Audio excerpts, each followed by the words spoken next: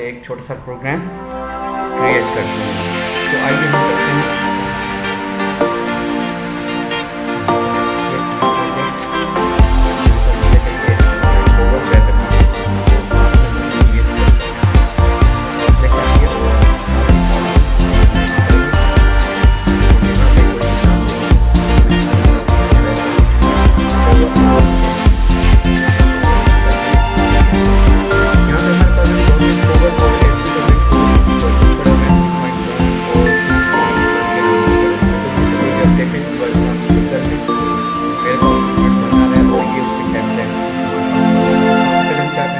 Template को select करेंगे जिस पे लिखा हुआ है मॉडल व्यू कंट्रोलर। तो बेसिकली ये मॉडल क्या है, व्यू क्या है, कंट्रोलर क्या है, तो आज हम इनके बारे में भी थोड़ा सा डिस्कस कर लेंगे कि मॉडल किस तरह से क्रिएट करते हैं, व्यू कंट्रोलर ये है क्या।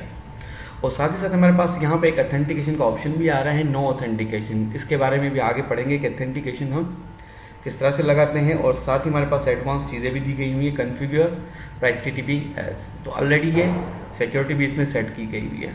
तो सबसे पहले आते हैं यहाँ पर इसे क्रिएट कर लेते हैं। ये हमारे पास आ गया प्रोजेक्ट। तो सबसे पहले यहाँ पे देखें हमारे पास properties, route, controllers, models, view.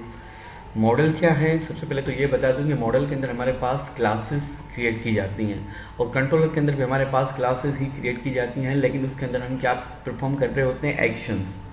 और उसके अलावा हमारे पास है व्यूज़ हमारे पास तब आ रहे होते हैं जब हमारे पास कंट्रोलर्स मौजूद होते हैं। तो हम उसके क्या करते हैं, जब हमें HTML पैकेज की ज़रूरत पड़ती है तो हम कंट्रोलर के अंदर जाकर हम एक्शंस क्रिएट कर लेते हैं और साथ ही साथ हम उनके व्यूज़ जनरेट कर रहे होते हैं। ठीक है, तो उससे पहले सबसे पहले हमें क्या करना है, यहाँ पर आते हैं स्टार्टअप के आपका MVC का जो प्रोजेक्ट है स्टार्ट किस तरह से होता है। तो यहाँ पे आते हैं डबल स्टार्टअप पे डबल क्लिक करें और यहाँ पर हम आते हैं ये लास्ट। तो ये लास्ट में हमारे पास एक यूज़ एंड पॉइंट पड़ा हुआ है, app dot use and point. Basically इसका काम क्या है कि आपकी जो एप्लीकेशन है उसका रूट क्या है, कि आपकी एप्लीकेशन जब स्टार्ट होगी तो कौन से कंट्रोलर पे जाएगी और उसके साथ कौन से एक्शन पे जाएगी। तो यहाँ पर हमारे पास बाय डिफ़ॉल्ट एक कंट्रोलर सेट किया गया हुआ है और एक इंडेक्स एक्शन सेट किया गया है और यहाँ पे दिया हुआ है ID। और क्वेश्चन मार्क का मतलब ये कि आपके पास कोई पैरामीटर वगैरह आ रहा हो ऑन बोर्ड पे, तो कुछ इस तरह से।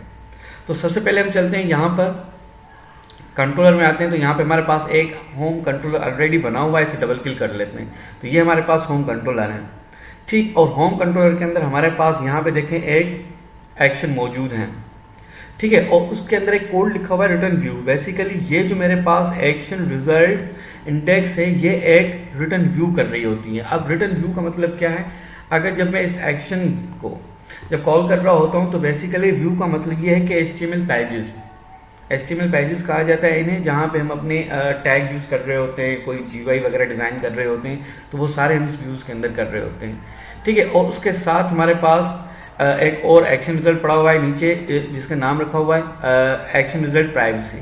तो ये भी हमारे पास क्या है, ये एक रिटर्न व्यू कर रहा है। रिटर्न व्यू का मतलब ये है कि ये आपको एक प्राइवेसी का पेज रिटर्न करेगा, ठीक है, यानी कि एक HTML का पेज आपको व्यू करने दे देगा। तो सबसे पहले हम क्या करते हैं, यहाँ पर आते हैं, इसको सबसे पहले हम स्टार्ट कर लेते हैं। मैंने इसे क्लिक कर लिया। अब ये देखिए हमारे पास एक पेज ओपन हो गया है।